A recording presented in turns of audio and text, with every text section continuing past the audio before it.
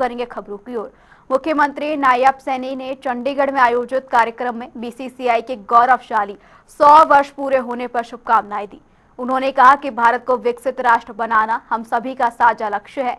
इसके साथ ही उन्होंने कहा कि बिहार को $1 ट्रिलियन की अर्थव्यवस्था के रूप में स्थापित करना संस्था का संकल्प है।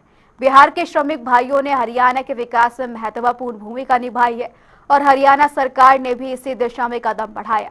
साथ ही उन्होंने कहा कि हरियाणा और बिहार का पुराना सांस्कृतिक रिश्ता है।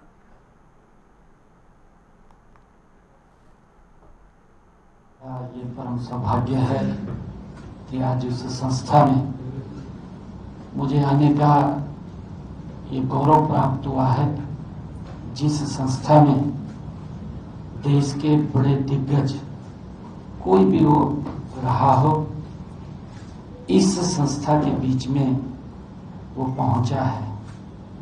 और आज मुझे ऐसी पवित्र संस्था के बीच में आने का गौरव प्राप्त हुआ है, जिस संस्था ने अपने गौरवशाली 100 वर्ष पूरे किए हों।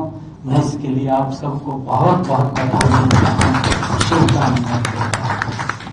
हम सब देखते हैं जहां भगवान श्री कृष्ण ने गीता का संदेश दिया हो, जिस पवित्र भूमि पर, और इस पवित्र भूमि पर मां सीता की जन्मभूमि हो,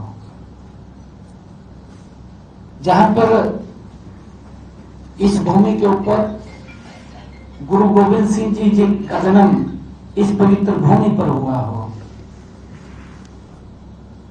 जहां गुरु गोविंद सिंह जी की ननिहाल हमारे हरियाणा में है, लखनऊ साहिब, जहां इनका जन्म हुआ है, तो उनकी ननिहाल हमारे हरियाणा में है।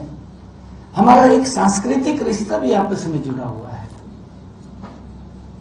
जहां मां गंगा यहां से निकलती है, मां यमुना हरियाणा के बीच से निकलती है, मां सरस्वती निकलती है। हमारा प्राकृतिक और सांस्कृतिक रिश्ता भी है। हमारे बिहार के श्रमिक भाइयों ने विकास की एक गति दी है, क्योंकि पूरा देश आदरणीय मोदी जी के नेतृत्व के अंदर हम देख रहे हैं 11 वर्षों से एक विकसित भारत की तरफ गति से बढ़ रहा है।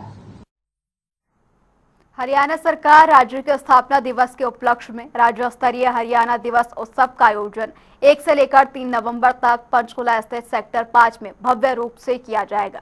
इन 3 दिवसीय उत्सव का उद्घाटन राज्यपाल असीम कुमार घोष करेंगे और इस मौके पर मुख्यमंत्री नायब सैनी भी मौजूद रहेंगे।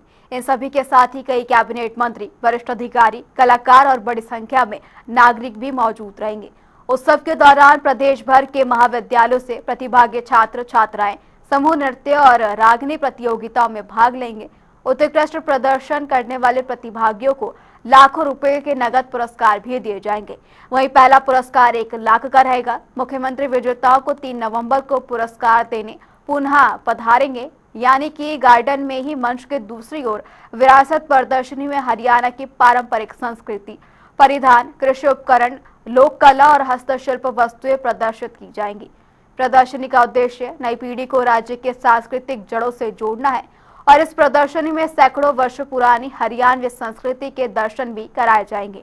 ये 3 दिवसीय राज्य स्तरीय हरियाणा दिवस उत्सव हरियाणा की गौरवशाली परंपराओं, लोक कला और संस्कृति को नई ऊर्जा के साथ प्रदर्शित करेगा।